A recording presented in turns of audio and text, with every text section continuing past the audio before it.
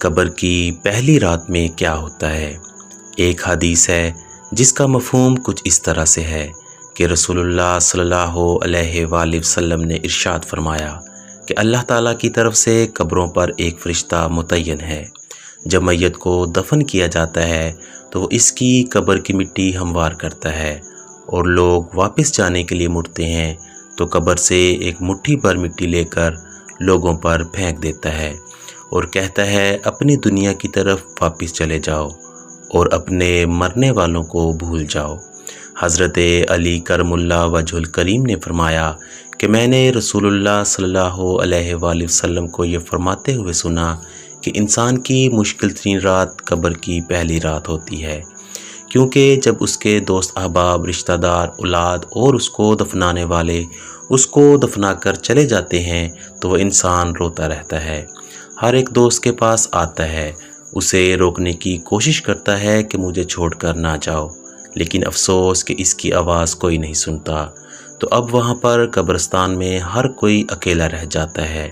تب ہمارا سامنا ان فرشتوں سے ہوتا ہے جو ہمارے اعمال ہوتے ہیں۔ اب وہ کس شکل میں ہمارے سامنے ہوں گے، اچھے یا برے، اس بارے میں کوئی کچھ نہیں کہہ سکتا۔ تب وہ ہم سے اس دنیا میں گزاری ہوئی زندگی کے متعلق سوال کریں گے، جن سوالوں کے جواب ہماری اس زندگی میں موجود ہیں جب تک ہم سانس لے رہے ہیں۔ ایک حدیث ہے جس کا مفہوم کچھ اس طرح ہے کہ رسول اللہ صلی اللہ علیہ وآلہ وسلم نے ارشاد فرمایا کہ تم قبرستان جایا کرو، کیونکہ قبرستان موت کو یاد دلاتا ہے، اس سے عبرت حاصل ہوتی ہے۔ میں نے اپنے رب سے اپنی والدہ کی قبر پر جانے کی اجازت مانگی تھی، مجھے اس کی اجازت مل گئی، لہٰذا تم بھی قبرستان جایا کرو۔ اس سے دنیا سے بے رغبتی پیدا ہوتی ہے اور آخرت یاد آتی ہے۔ حضرت سیدنا سعید بن مسیب رضی اللہ تعالیٰ عنہ فرماتے ہیں کہ ایک مرتبہ ہم حضرت علی المرتضیٰ کرم اللہ وجہ کے ہمراہ مدینہ منورہ کے قبرستان گئے۔ حضرت علی کرم اللہ وجہ نے قبر والوں کو سلام کیا اور فرمایا، اے قبر والو، تم اپنی خبر بتاؤ گے یا ہم تمہیں بتائیں؟ سیدنا سعید بن مسیب رضی اللہ تعالیٰ عنہ فرماتے ہیں کہ ہم نے قبر سے وعلیکم السلام ورحمۃ اللہ وبرکاتہ آواز سنی اور کوئی کہنے والا کہہ رہا تھا، اے امیر المومنین، آپ ہی خبر دیجئے کہ ہمارے مرنے کے بعد دنیا میں کیا ہوا؟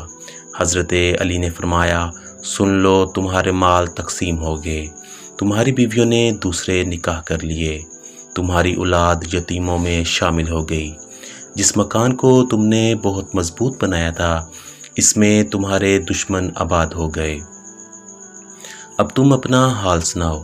یہ سن کر ایک قبر سے آواز آنے لگی، اے امیر المومنین، ہمارے کفن پھٹ کر تتار ہو گئے، ہمارے بال جھڑ کر منتشر ہو گئے، ہماری کھالیں ٹکڑے ٹکڑے ہو گئی، ہماری آنکھیں بہہ کر رخساروں پر آ گئی، اور ہم نے جو نیک اعمال کیے تھے ان کو پایا، جو کچھ پیچھے چھوڑا اس میں سے ہمارا نقصان ہوا۔ جب مردے کو قبر میں رکھا جاتا ہے تو اس کی نماز اس کے دائیں طرف آ کر کھڑی ہو جاتی ہے، روزہ بائیں طرف آ کر کھڑا ہو جاتا ہے، قرآن مجید کی تلاوت اور اللہ کا ذکر سر کی طرف آ کر کھڑے ہو جاتے ہیں، اور جماعت کے ساتھ نماز پڑھنے کو جو قدم چلے ہیں وہ پاؤں کی طرف آ کر کھڑے ہو جاتے ہیں۔ اس کا عذاب اس قبر میں اپنی گردن نکالتا ہے اور مردہ تک پہنچنا چاہتا ہے۔ اگر وہ دائیں طرف سے آتا ہے تو اس کو نماز کہتی ہے کہ پرے ہٹ، خدا کی قسم یہ شخص دنیا میں بہت مشقت اور مصیبت اٹھاتا رہا، ابھی ذرا آرام سے سویا ہے۔ پھر عذاب بائیں طرف سے آنا چاہتا ہے تو روزہ اسی طرح اس کو ہٹا دیتا ہے۔ پھر وہ سر کی طرف سے آتا ہے تو تلاوت قرآن مجید، ذکر الہی اس کو روک دیتے ہیں، ادھر تیرا راستہ نہیں، غرض یہ کہ وہ جس طرف سے بھی آنا چاہتا ہے اس کو راستہ نہیں ملتا۔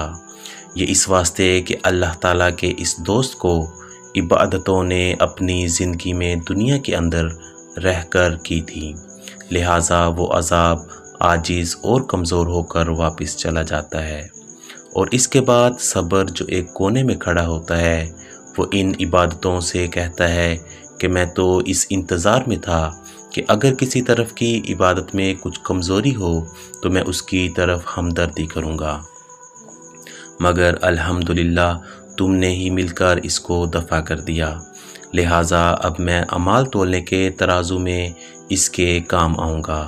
قبر میں 2 فرشتے جن کو منکر اور نکیر کہا جاتا ہے آتے ہیں، جن کی آنکھیں بجلی کی طرح چمکتی ہیں اور آواز بادل کی گرج کی طرح ہوتی ہے، ان کے دانت گائے کے سینگوں کی طرح باہر کو نکلے ہوتے ہیں، ان کے منہ سے آگ کی لپیٹیں نکلتی ہیں، بال اتنے بڑے کہ پاؤں تک لٹکے ہوتے ہیں، ان کے ایک کاندھے سے دوسرے کاندھے تک اتنا فاصلہ کہ کئی دن چل کر ختم ہو، مہربانی اور نرمی ان کے پاس بھی نہیں گزرتی، لیکن سختی کا معاملہ مومنوں کے ساتھ نہیں کرتے، بلکہ پھر بھی ایسی ڈراؤنی شکل و صورت کی ہیبت ہی کیا کم ہے۔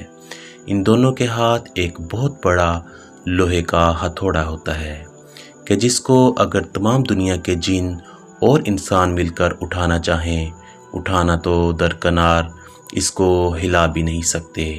وہ آ کر مردے سے کہتے ہیں کہ بیٹھ جا، مردہ ایک دم اٹھ کر بیٹھ جاتا ہے اور کفن اس کے سر کے نیچے سرک جاتا ہے۔ وہ سوال کرتے ہیں، تیرا رب کون ہے؟ تیرا دین کیا ہے؟ تیرا نبی کون ہے؟ اگر مردہ نیک ہوتا ہے تو کہتا ہے میرا رب اللہ ہے جو وحدہ لا شریک ہے، میرا دین اسلام ہے، میرے نبی حضرت محمد صلی اللہ علیہ وآلہ وسلم ہیں۔ یہ سن کر وہ دونوں کہتے ہیں کہ تو نے سچ کہا، تو اس کی قبر کی دیواروں کو سب طرف سے ہٹا دیا جاتا ہے، جس سے وہ چاروں طرف سے بہت وسیع ہو جاتی ہے۔ اس کے بعد فرشتے کہتے ہیں کہ سر اٹھاؤ۔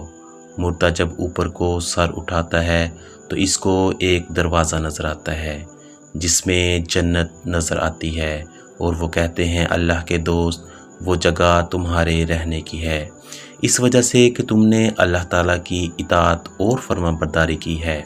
حدیث پاک میں آتا ہے جس کا مفہوم کچھ اس طرح سے ہے کہ رسول اللہ صلی اللہ علیہ وآلہ وسلم نے ارشاد فرمایا کہ قسم ہے اس ذات پاک کی جس کے قبضہ میں میری جان ہے، کہ مردہ کو اس وقت ایسی خوشی ہوتی ہے کہ جو کبھی ختم نہیں ہوگی۔ اس کے بعد وہ فرشتے کہتے ہیں کہ اپنے پاؤں کی طرف دیکھ۔ جب وہ دیکھتا ہے تو وہ دوزخ کا دروازہ نظر آتا ہے جس سے دوزخ کا حال نظر آتا ہے۔ وہ فرشتے کہتے ہیں کہ اے ولی اللہ، تو نے اس دروازے سے نجات پا لی۔ اس وقت بھی بندے کو اس قدر خوشی ہوتی ہے جو کبھی ختم نہیں ہوگی۔ اس کے بعد اس کی قبر میں 70 دروازے جنت کے کھل جاتے ہیں جن سے وہاں کی ٹھنڈی ہوا اور خوشبوئیں آتی رہتی ہیں، اور قیامت تک وہ انہی بہاروں میں رہے گا۔ کیسی خوش نصیبی ہوگی وہ روح جس کے ساتھ اللہ تعالیٰ اپنی مہربانی اور رحم و کرم کا سلوک فرمائے گا۔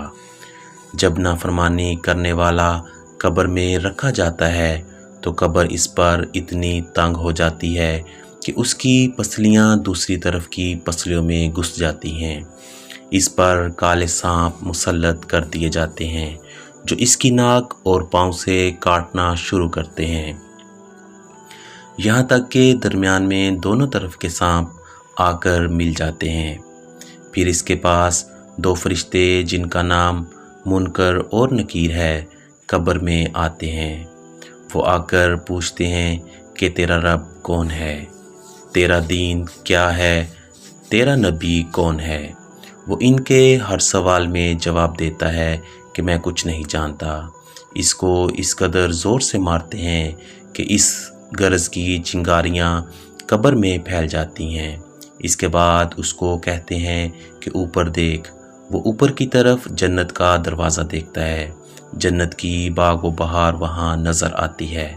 فرشتے اس نافرمان سے کہتے ہیں کہ اے اللہ کے دشمن اور نافرمان، اگر دنیا میں تو اللہ کی اطاعت اور فرما برداری کرتا تو یہ تیرا ٹھکانہ ہوتا۔ ایک حدیث ہے جس کا مفہوم اس طرح سے ہے کہ رسول اللہ صلی اللہ علیہ وآلہ وسلم نے ارشاد فرمایا کہ قسم ہے اس ذات پاک کی جس کے قبضہ میں میری جان ہے، کہ اس کو اس وقت ایسی حسرت ہوتی ہے کہ اس جیسی حسرت پھر کبھی نہیں ہوگی۔ پھر دوزخ کا دروازہ کھولا جاتا ہے اور فرشتے کہتے ہیں اے اللہ کے دشمن، یہ تیرا ٹھکانہ ہے، اس لیے کہ تو نے اللہ تعالیٰ کی نافرمانی کی۔ 70 دروازے جہنم کے اس کی قبر میں کھول دیے جاتے ہیں، جن سے قیامت تک گرم ہوائیں اور دھواں وغیرہ اس کو آتا رہتا ہے۔